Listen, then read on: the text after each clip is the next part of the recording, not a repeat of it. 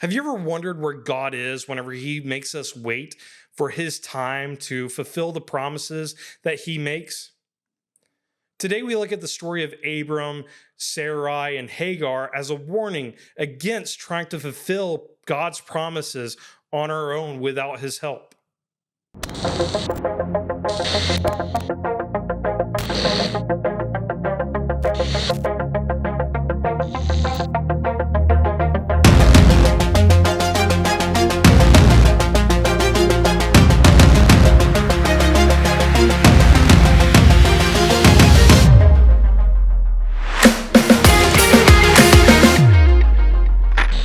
Have you ever felt like God was leading you somewhere only to leave you waiting, feeling like you're hung out to dry? As we mentioned in our look at the story of Noah, God often incorporates waiting into His plan. This waiting period has plenty of benefits. It makes us stronger in our faith. It helps build the character we need in order to be prepared for what God has planned for us. However, it's almost never easy to accept or be willing to participate in this waiting period.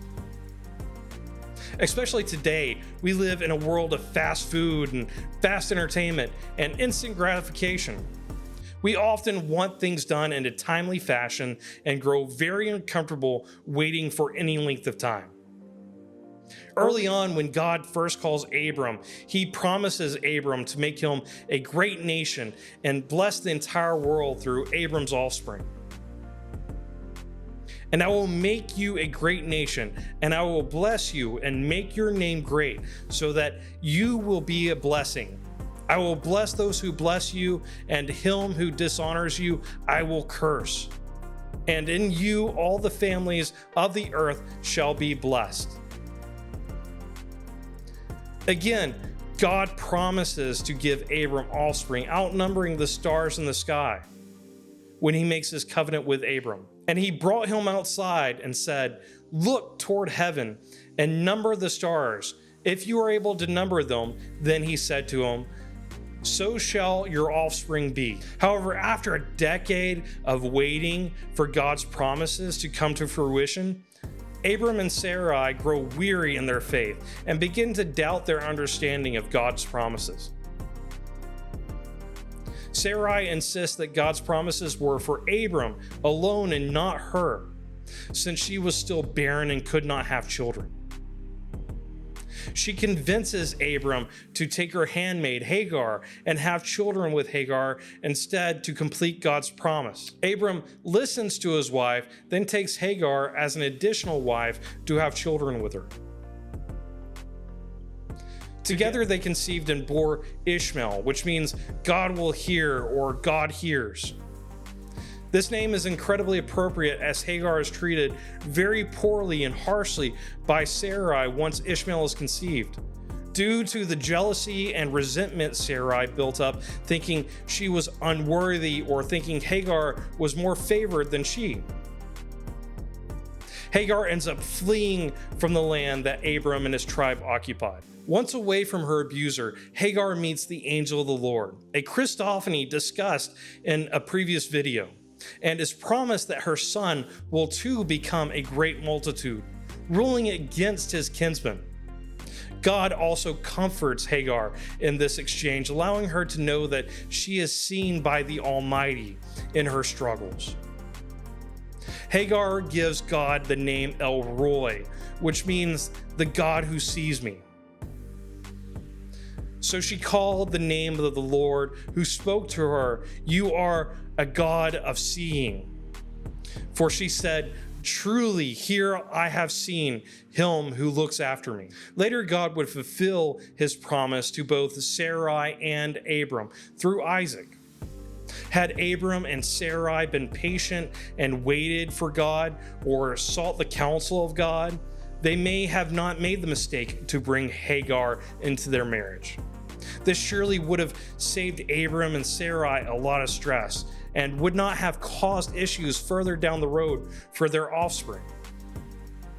Much like Abram and Sarai, instead of waiting on God and seeking Him in prayer, we do what we think is best in our lives, even in areas we feel a calling from God Himself. When we take matters into our own hands, only seeing the short-sighted benefits of getting out of the waiting period, we can cause stress and hurt in our lives and the lives of those around us. Even though we think we know what's best for us, and in many cases, we can make decisions successfully for ourselves, we do not have any wisdom when compared to the wisdom and the discernment of the Almighty. Solomon, the wisest man to ever live, and a man who had made plenty of mistakes on his own, put it this way: "Trust in the Lord with all your heart and do not lean on your own understanding. In all ways acknowledge him, and he will make straight your paths." May I encourage you to earnestly and actively seek God in all things, but especially when you're faced with difficult decisions. Be okay with not receiving an answer immediately, but learn to endure the waiting period through study of God's word and through prayer. We have to stop thinking of God as the equivalent of ChatGPT, receiving answers to our requests or questions as soon as we ask them.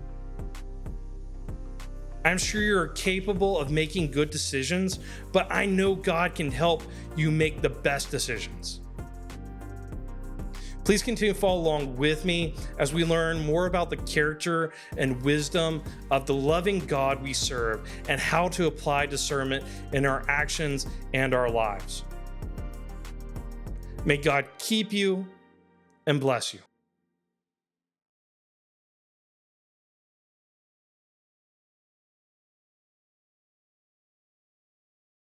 Really quick, before you go, let me explain why I felt led to start this channel.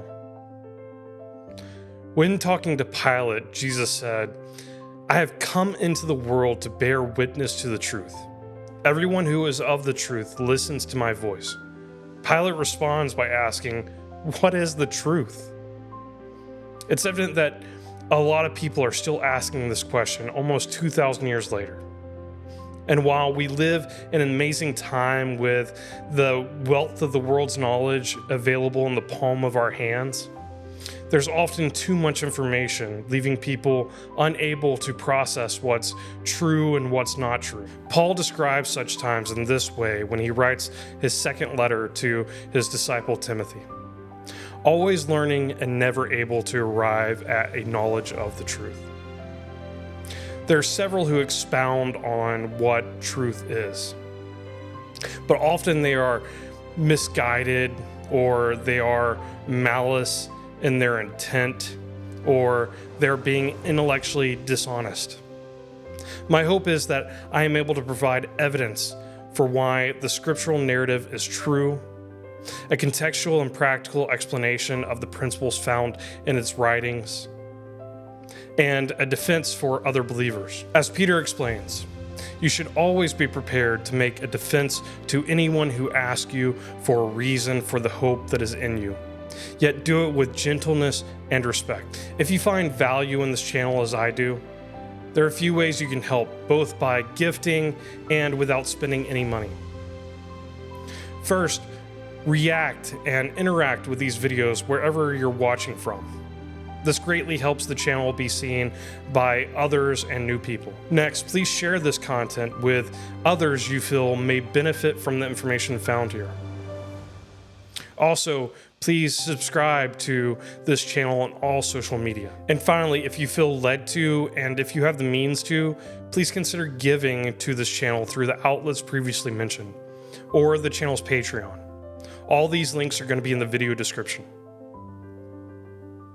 Thank you for watching, and may God keep you and bless you.